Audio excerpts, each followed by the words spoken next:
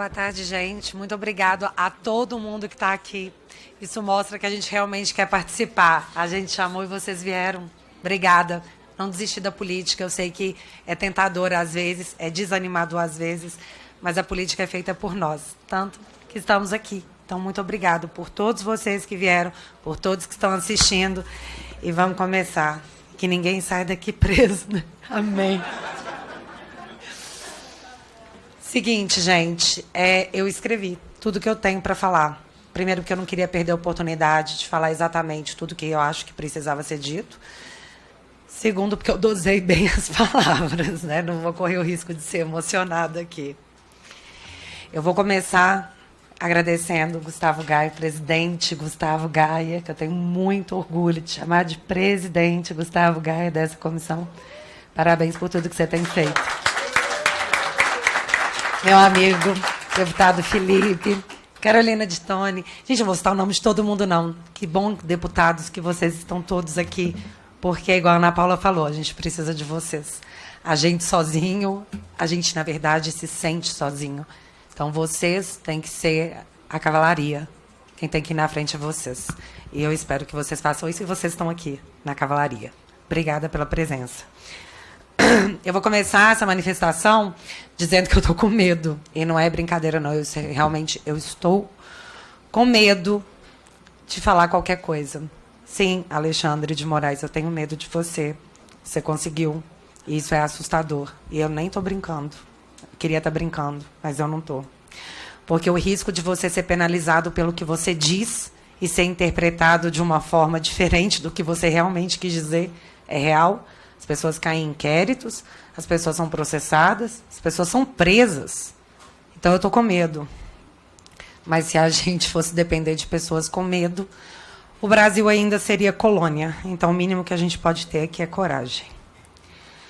Vamos lá, então. Por favor, slide 1. Eu quero fazer aqui uma cronologia da censura, porque não começou ontem. É muito importante que todos nós saibamos exatamente como aconteceu, por que aconteceu, e quem está pagando por isso. Vamos lá, gente. Quando a gente fala de censura, a gente tem que deixar claro aqui para todo mundo que a primeira vítima da censura no Brasil foi a imprensa. A primeira vítima foi a imprensa com essa matéria. O amigo do meu pai, da revista Cruzoé, do dia 11 de abril de 2019, onde a Cruzoé contava que teve acesso a um documento da Operação Lava Jato, onde o Marcelo Odebrecht revelava o codinome usado para se referir ao ministro Dias Toffoli na empreiteira, que era o amigo do meu pai, porque o amigo do meu pai era o Lula. Essa matéria foi censurada. Slide 2, por favor. No dia 15 de abril, o G1 já noticiava, e eu estou colocando matérias da grande mídia, que eu sei que tem gente de esquerda aqui, para não falar que eu estou falando fazendo fake news, é importante provar os fatos, porque as pessoas negam os fatos. No dia 15 de abril, o G1 noticiava que o STF estava censurando sites e estava mandando retirar matérias que ligavam Toffoli a Odebrecht. E ainda conta que o ministro Alexandre de Moraes, relator do inquérito, além de censurar a matéria, estipulou uma multa de R$100 mil e determinou que a Polícia Federal ouvissem os responsáveis pelo antagonista e pela Cruzoé. Isso não começou ano passado. E, assim, eu ainda nos dias de hoje, eu não entendo qual foi o crime cometido pela Cruzoé, tanto que a matéria foi descensurada, ela voltou para o ar porque, de fato, aquela informação era verdadeira. E é isso que a mídia tem que fazer. A mídia, ela tem que questionar, ela tem que investigar, porque do momento que a mídia para de fazer isso, ela vira publicidade. E não é para isso que a mídia tem imunidade. Ela tem imunidade para questionar e investigar, porque a mídia tem um poder absurdo. E todos nós sabemos disso. Eu mencionei isso para vocês porque, para mim, ele foi o marco zero. Foi ali que a censura começou. E esse inquérito é usado para censurar, que foi usado para censurar a Cruzoé, foi o inquérito das fake news que está no ar aí há mais de 4 anos. E dentro desse inquérito está o que no Brasil nós chamamos de pessoas de direita, conservadores, mas que agora até jornalistas chamam de fascistas, onde o conteúdo não é divulgado sequer para quem é investigado. Você pode sofrer busca e apreensão, ser interrogado pela Polícia Federal, ser acusado por toda a mídia de um crime ao qual você não faz a menor ideia do que é acusado e ninguém te fala o fato específico. Ninguém se dá ao trabalho de contar para quem é acusado e investigado o que foi que aconteceu. Ninguém sabe, mas o assassinato de reputação é intenso. Eu, durante um tempo, fui chamada de blogueira bolsonarista, dá até saudade, porque agora eu sou a investigada por disseminar fake news, acusada de espalhar fake news. Quais fake news? Nem eles sabem. Você pode colocar para mim o próximo slide, por favor? A prova apresentada até hoje, que nós fazemos parte de uma organização criminosa, é essa coisa ridícula aqui. É ridículo. Isso está como prova. E o que é isso? Pela lógica da investigação, eles se seguem no Twitter, eles pensam igual, eles se compartilham uns aos outros. Então, obviamente, se trata de uma organização criminosa que faz disseminação de fake news. Quais, nós não sabemos, mas a gente faz de forma coordenada porque a gente se segue no Twitter. Isso aqui é uma prova que não foi contestada. Os juristas desse país acharam que foi uma prova ok. Tudo bem, pode ser prova. Isso foi considerado uma prova. Eu achei que as redes sociais serviam para a gente poder identificar pessoas que a gente acha que parece com a gente. Que a gente curte, não tudo, algumas coisas. E essas coisas a gente compartilha. E aí você pensa, nossa, que pessoa legal, vou seguir ela. Eu achei que era isso. Mas, aparentemente, não. É só coisas criminosas mesmo. E assim nasceu o inquérito das fake news, que nasceu para investigar a Cruzoé. Agora ela foi usada para tragar bolsonaristas. Não existe outro nome. A pedido da PGR, na verdade, esse inquérito deu filhos. E a pedido da PGR, o filho desse inquérito foi arquivado, que é o inquérito dos atos antidemocráticos. Também um inquérito aberto de ofício. Só a PGR pediu para arquivar, e aí o Alexandre de Moraes falou assim, beleza, vou arquivar. Abre outro igual, por favor. E assim nasceu, eu não estou brincando, isso aconteceu. E assim nasceu o inquérito das milícias digitais. Pode pôr o próximo, por favor. E o que ele investiga? Aqui no print está mostrando que em 2023 é a 6ª vez que esse inquérito é prorrogado. A 6ª. No chamado inquérito das milícias digitais, a Polícia Federal apura a existência de uma organização criminosa que teria agido com a finalidade de atentar contra o Estado Democrático de Direito e se articularia em núcleos políticos de produção, publicação e financiamento. Gravem bem isso. Esse é um ponto muito importante, porque é aqui que eu enxergo a perseguição ideológica mais ampla. E eu posso provar o meu ponto. Eu fui intimada pela Polícia Federal a prestar depoimento nesse inquérito. As perguntas eram surreais. Por exemplo, quanto eu ganhava de superchat no YouTube. O problema é que eu não faço live, então eu não recebo superchat. E assim, ficou claro que era uma tentativa de criminalização de quem recebia esse superchat. Ó, vocês estão sendo financiados por aí. Engraçado que a gente até chegou a denunciar em São Paulo os pimbas do MBL, né? Parece que eles pegaram e reproduziram pra gente. É engraçado como é sempre só com a gente. Mas, se eu fiz 5 lives no meu canal até hoje, em mais de 3 anos de canal, foi muito. Eu nunca recebi dinheiro de ninguém. Eu nunca recebi pauta de ninguém. Isso tem que ficar claro. A SECOM nunca me mandou um informe dizendo como eu deveria rebater as críticas e nunca, na minha vida, eu sentei com nenhum político para negociar o meu apoio a qualquer projeto que seja. Isso nunca aconteceu. Eu, Bárbara, nunca fiz isso. E eu sou investigada no inquérito das milícias digitais. Porém, agora eu posso, e na verdade eu preciso apontar quem faz. E não é de agora. Próximo print, por favor. Hã? É? Mensalinho do Twitter. Em 2018, estourava o que toda a mídia chamou de mensalinho do Twitter. Em 2018, galera.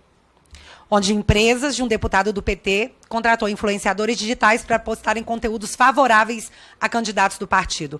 Como Gleisi Hoffmann, que hoje é presidente do PT, como Luiz Marinho, que hoje é ministro do Trabalho, como Wellington Dias, que hoje é ministro de Desenvolvimento. Isso aconteceu. Você sabe quantos inquéritos foram abertos pelo STF para investigar essas pessoas? Nenhum. Sabe quantas buscas e apreensão essas pessoas sofreram? Nenhuma. E apesar de todas as provas, porque eram vastas provas, inclusive uma pessoa envolvida, ela fez uma espécie de confissão. Sabe quantas pessoas responderam criminalmente por esses crimes? Nenhuma. Só que isso foi em 2018. Já é um tempo distante, né? Vamos vir aqui para 2022? Próximo print, por favor. Milícia digital do PT ganha espaço no futuro governo e estreia muito mal. Essa matéria é de novembro do ano passado, para a gente não falar que é muito antiga.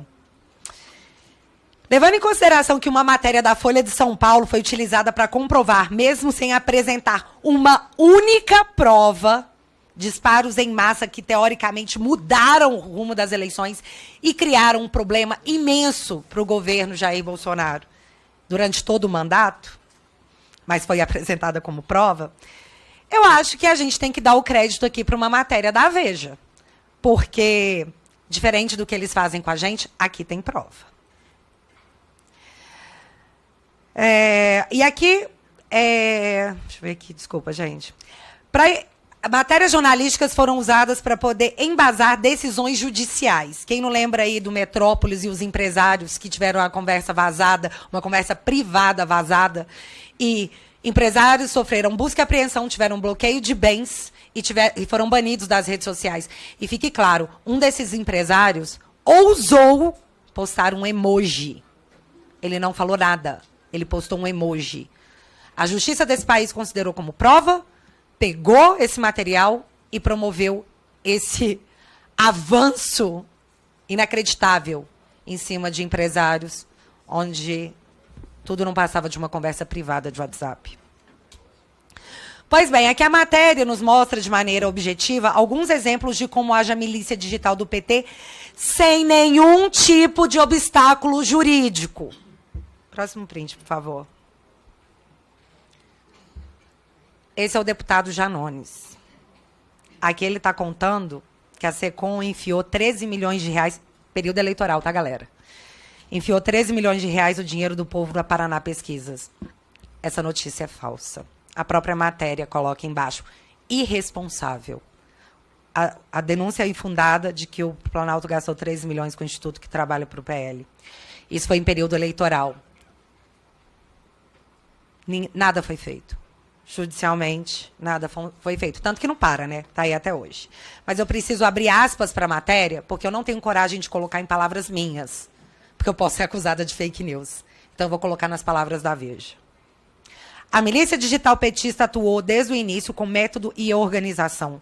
Muitas das fake news varreram as redes sociais com ataques ao candidato do PL, foram produzidas por uma equipe de jovens militantes sob a coordenação de Janones. A matéria-prima, além dos acontecimentos políticos do dia a dia, foi colhida em fóruns na chamada Dark Web, ambiente da internet onde é possível comprar e vender informações sigilosas e discutir assuntos, inclusive ilegais, sem deixar rastros. O passo seguinte da estratégia era mais simples. As estações eram transmitidas a grupos de transmissão, do qual faziam parte jornalistas acomodados ao PT, políticos famosos e influenciadores digitais, como Felipe Neto e Nath Finanças. Próximo print, por favor. Aqui, essa mocinha, eu vou abrir aspas de novo para o que ela fez. Era tudo encenação. A falsa eleitora de Jair Bolsonaro é, na verdade, a streamer Marina Mamed, de 32 anos, uma das parceiras de Janones na empreiteira eleitoral.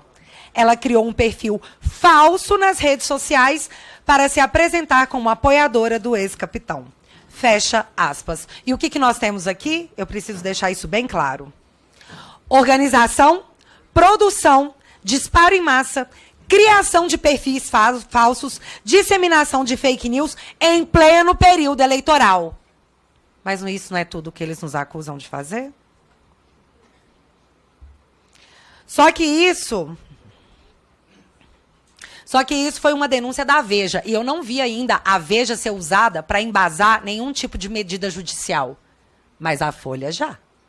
A Folha já foi usada. Então vamos ver a matéria da Folha. Próximo print, por favor. De um passado super distante, conhecido como anteontem. Grupo de influenciadores pró-Lula repete tática bolsonarista nas redes.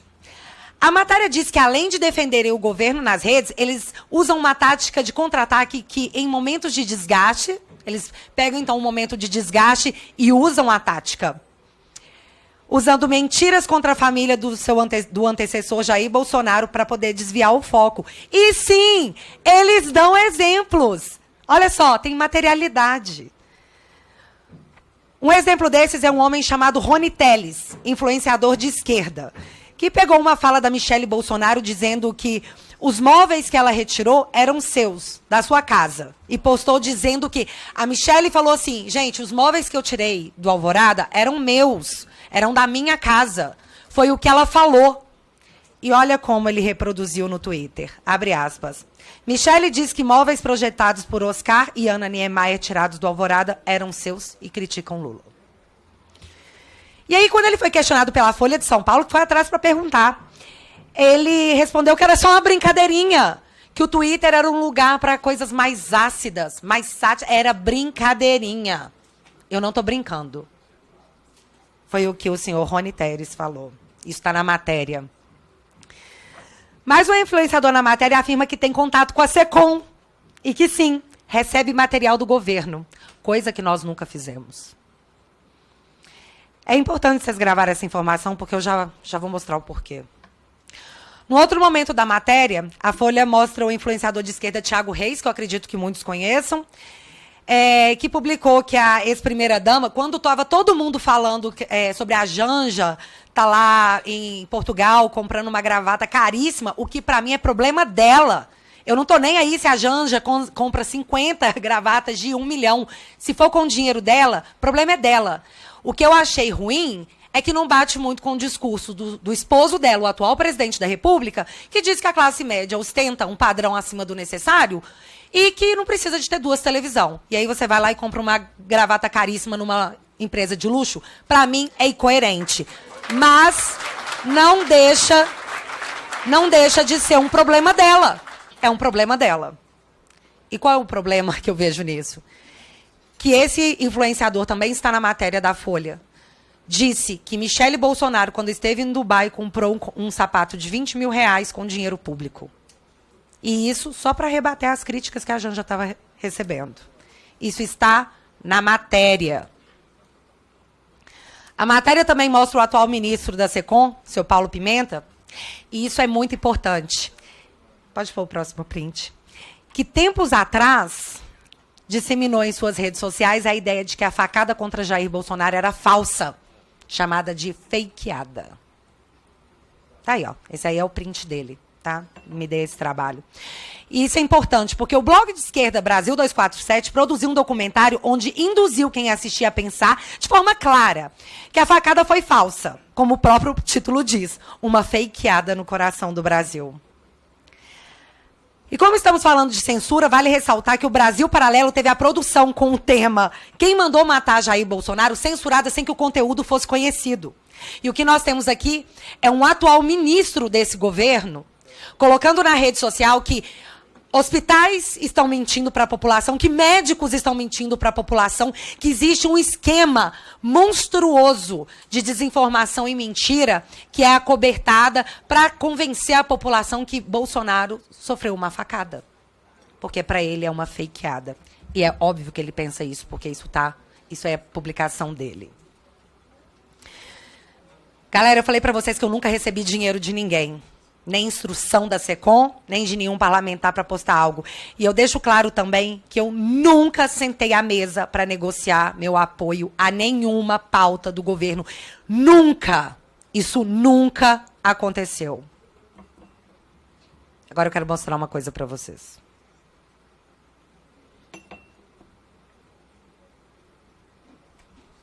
Vamos prestar atenção, por favor, porque é muito importante.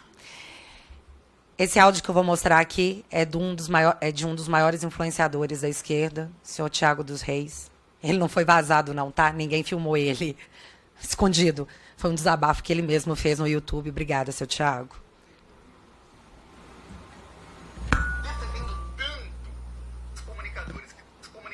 Ah, vale a pena um contexto anterior? Ele era contra a PL da censura. Ele era contra. E aqui ele explica o porquê que ele é contra. Ele e um grupo de apoiadores de esquerda, todos eles contra, mas eles mudaram de ideia. Defendendo tanto esse artigo que dá dinheiro para a Globo, eles estão defendendo porque eles acreditam que eles vão ganhar um pouquinho. Eu sou contra. Eu tenho o direito de falar, olha, eu prefiro não ganhar mais e não dar milhões para a grande imprensa, que é parte do problema, e tirar essa parte aí, aprovar a parte que é para salvar as criancinhas, para combater fake news, para acabar com os nazistas, do que eu ganhar um pouco a mais, muito a mais para os outros. Não quero.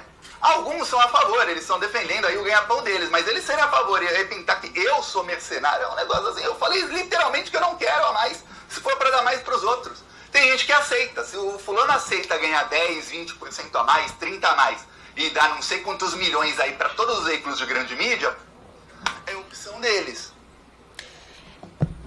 Ele estava se explicando após uma reunião com Gleisi Hoffmann e a SECOM. Esses influenciadores de esquerda se juntaram com Gleisi Hoffmann, presidente do PT, e com a SECOM, onde nessa reunião o senhor Thiago deixa claro que foi passado para esses influenciadores que eles seriam, de certa forma, blindados, seriam incluídos no fundão, e que eles iam receber 10, 20, 30% a mais. Então, eles poderiam ficar tranquilos. Eu nunca me sentei à mesa para negociar o meu apoio. Mas essas pessoas, após essa reunião com a presidente do PT, após essa reunião com a SECOM, mudaram de ideia e passaram a aprovar o projeto. O problema deles foi resolvido. Esse vídeo está público no canal dessa pessoa. Vocês podem ir lá e conferir. Agora eu pergunto para vocês. Se sou eu falando isso, se tem uma gravação minha falando isso, que após conversar com Felipe Barros, com Gustavo Gaia, com Bolsonaro, com Eduardo Bolsonaro, com Marcon, com qualquer um, que, eu conversei com os deputados, eles falaram que eu vou ganhar até 30% a mais, então agora eu sou a favor.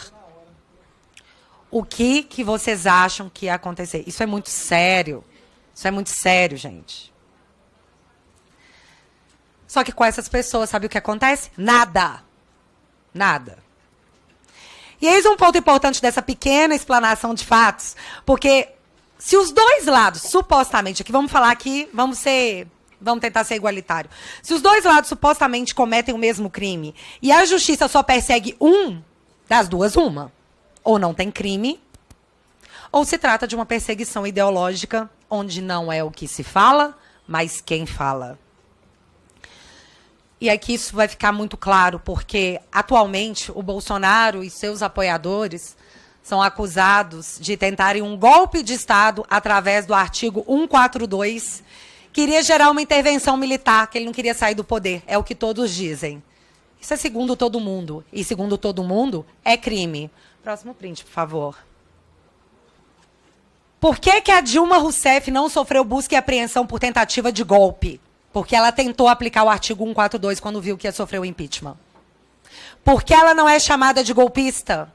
Porque não existe um inquérito para apurar a tentativa de golpe que Dilma Rousseff tentou dar ao tentar aplicar uma intervenção militar no Brasil, instituindo estado de sítio, quando ela viu que sofreria o impeachment. Por que é só do lado de cá? As situações são idênticas, não são? Bolsonaro não é acusado de tentar assinar aí o artigo 142 para tentar uma intervenção militar? A Dilma tentou, só que ela não conseguiu. O Bolsonaro, se fez, também não conseguiu. Qual é a diferença? Por que só um lado é criminalizado?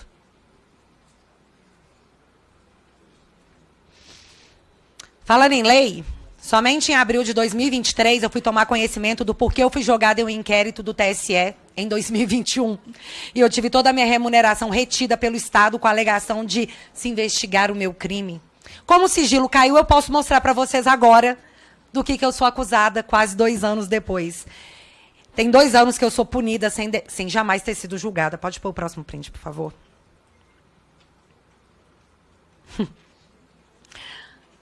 Isso aí é o que está dentro do inquérito. Esse inquérito aí que me aponta como uma criminosa. Agora, no Pingos dos Is, Bolsonaro e Felipe Barros mostraram relatórios do próprio TSE que confirma que o hacker teve acesso por meses ao sistema do TSE, e inclusive acesso à fonte do sistema eleitoral, onde podem ocorrer a programação para fraude. Laudo do próprio TSE, que hoje jura ser intransponível. Peraí. Tem ou não tem? Isso é fake news? Tem ou não tem? Tem.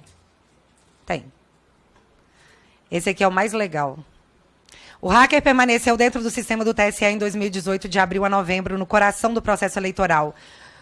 Nos códigos-fonte das urnas. Só para informar, para trocar o próximo slide. Você já está lendo o próximo, não é, Bárbara? Não, esse. só nesse. É só porque esse aqui é importante, porque eu pesquisei esse aqui, eu não achei a resposta, não. Nos códigos-fontes das urnas. Quando a PF pediu os dados do que o hacker fez dentro do sistema, o TSE respondeu que, ops, foi apagado, foi mal. Isso aqui foi colocado como se eu estivesse atentando contra a democracia, mas tem 3 dias que eu estou pesquisando em toda a internet, em todas as manifestações do TSE, onde eles desmentem essa informação, que está no laudo da Polícia Federal. Se isso é fake news, eu gostaria que me fosse provado que é fake news, porque nós temos um documento dizendo que não é, mas aqui eu fui acusada de fake news. Além disso, tem 2 vídeos transcritos meus. Um que eu explico a live do dia 4, que é justamente essa do documento, e eu gostaria muito de que todos vocês pudessem assistir, inclusive os juristas que estiverem assistindo, para me apontar qual foi o crime que eu cometi. Só que não vai dar, porque o meu canal foi censurado. Meu canal está censurado desde o dia 8 de fevereiro, e nós estamos em maio. E até hoje a justiça desse país não se deu ao trabalho de me explicar o porquê. Porque os meus advogados tentam, tá? A cada 15 dias. E a resposta é assim, não, obrigado por ter tentado. Pois você tenta de novo. Seria cômico se não fosse trágico, né? Eu estou censurada há 4 meses e ninguém da justiça desse país me diz o porquê. E não é porque eu não estou perguntando, não, eu estou. Mas eles simplesmente acham que não é necessário explicar o porquê. Aí eu pergunto, isso tem cara de democracia? Para quem? Para quem? O problema é que, ao mesmo tempo que isso acontece comigo, o Sérgio Cabral saiu da cadeia e virou influencer digital.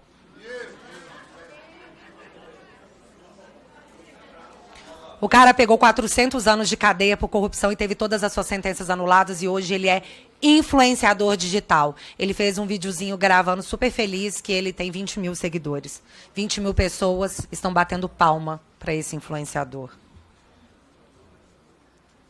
E aí eles me juraram que todas as perseguições que estamos sofrendo são em nome da democracia. Todo mundo calmo, eu estou fazendo isso em nome da democracia.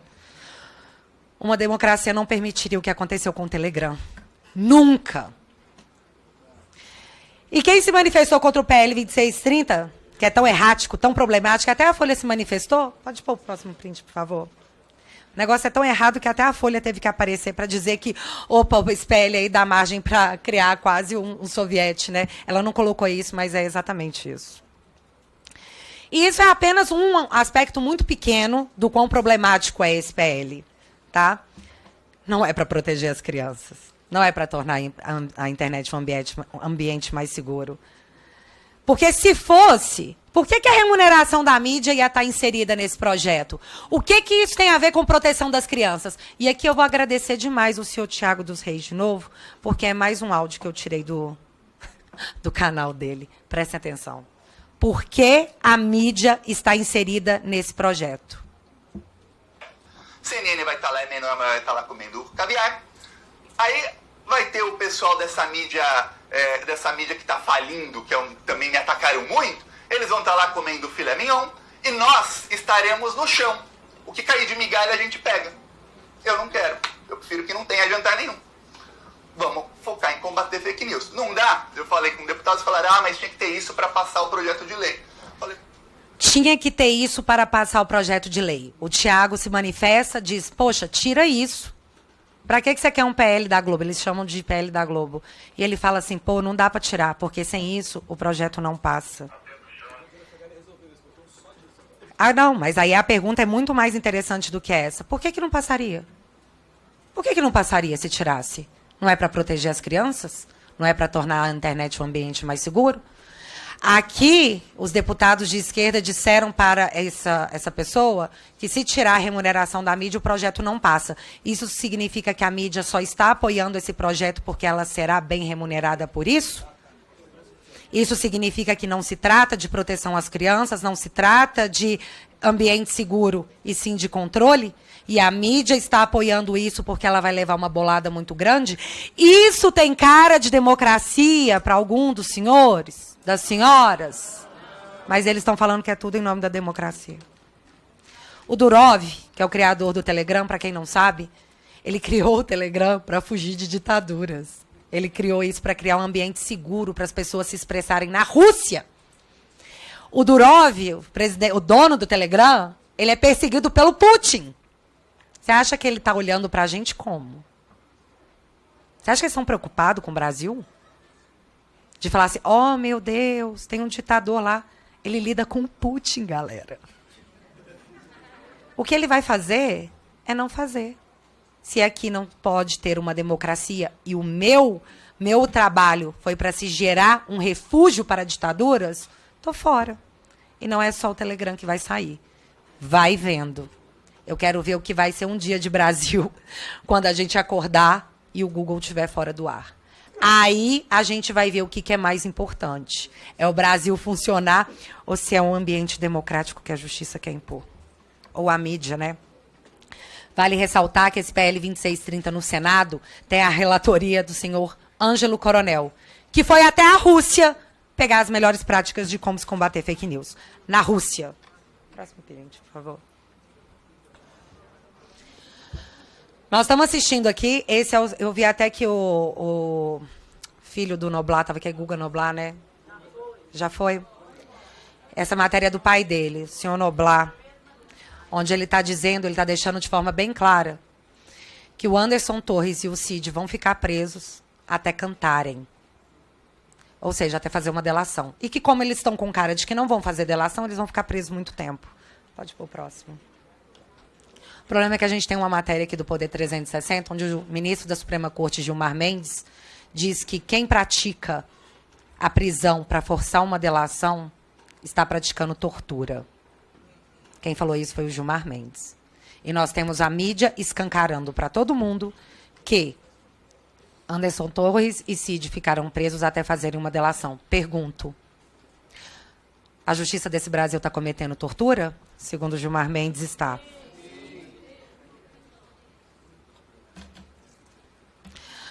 Todos que apoiaram Jair Bolsonaro estão sendo caçados e desumanizados para que qualquer coisa possa ser feita contra eles sem que ninguém reclame. Nazista não tem direito a nada. Então que se faça o que tiver que ser feito para eliminá-los. Isso não é democracia.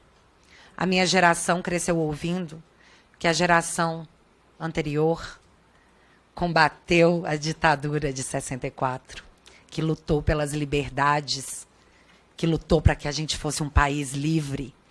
E aí chega a minha geração, chega a vez da minha geração, e ela aplaude a censura em nome de uma perseguição ideológica. E isso não é democracia. Não é. Veículos de mídia foram fechados, canais de opinião foram censurados, o meu canal foi censurado, centenas de pessoas perderam seus perfis na internet para que seu direito de opinião fosse retirado sem julgamento. Assassinato digital. No momento em que eles querem preservar os direitos digitais. O que aconteceu com Cala a Boca Já Morreu? Para proteger pessoas que faziam críticas políticas. E hoje nós temos um movimento de censura que preserva um dos lados. Isso não é democracia. A esquerda disse que era mentira que a internet seria regulada, censurada. Nós fomos censurados porque nós dissemos isso. Vocês lembram? Tem inquérito sobre isso. Inclusive, eu estou em todos eles. Print 17, por favor.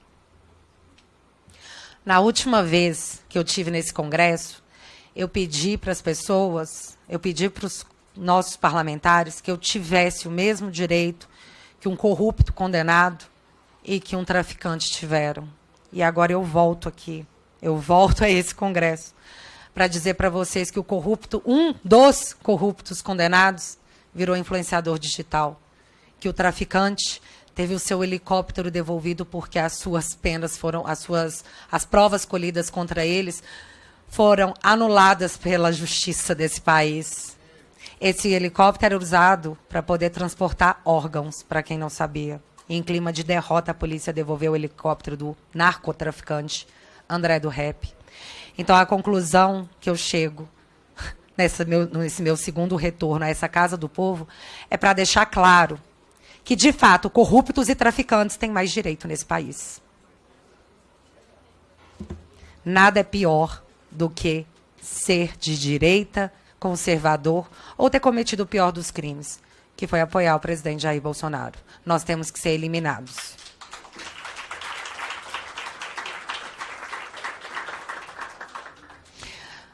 Nós somos milícias fascistas, estou terminando, tá, gente? Nós somos milícias fascistas e nazistas. Isso é repetido à exaustão por autoridades, ministros, deputados, influenciadores, na intenção de nos anular como seres humanos, o que é a pior forma de censura. Pode pôr o print, por favor? Próximo print. Quero deixar claro para vocês uma coisa. Isso aqui é nazismo. Isso aqui é nazismo. Quando alguém se apropria do pior episódio da história da humanidade para atacar o seu opositor de forma ideológica, a ponto de tentar desumanizá-lo apenas para se ganhar uma disputa ideológica política, o que é nojento, chamando essas pessoas de nazistas, vocês estão anulando a gravidade do que foi esse crime aqui. Isso aqui é nazismo. Tenham respeito pelos judeus, pelas pessoas que passaram por isso, e parem de se apropriar de um termo horrível que foi usado para poder...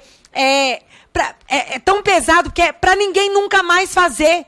Meu amigo, se eu te chamo no Twitter de mentiroso e falo que eu não concordo com você, porque eu acho que você está errado, eu não sou nazista por isso. Não é todo mundo que discorda de você que é nazista. Porque isso é uma tática de narrativa. E, por incrível que pareça, vocês sabem quem usavam isso? Quem usava esse tipo de estratégia?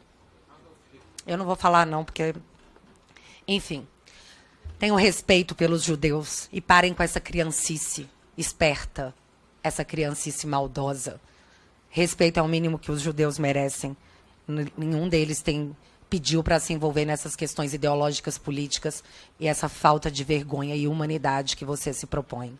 Parem de minimizar o termo nazista, por respeito à história. Para finalizar, quem se omite por conivência política é cúmplice. E o nosso hino diz que se um dia se erguesse uma clava forte, que todos veriam que um filho dessa pátria não fugiria à luta. Para salvar a democracia no Brasil, nós estamos assassinando a democracia na frente de todos que, por medo, se calam. A história, ela vai cobrar os covardes, os coniventes, quando o último a sair for obrigado a apagar a luz de um país que os nossos ancestrais deram a vida para que fôssemos livres. Prestem atenção. Nós estamos abrindo, nós não, muitos estão abrindo mão de liberdade por segurança. E não terão nem liberdade, nem segurança. Muito obrigada a todos.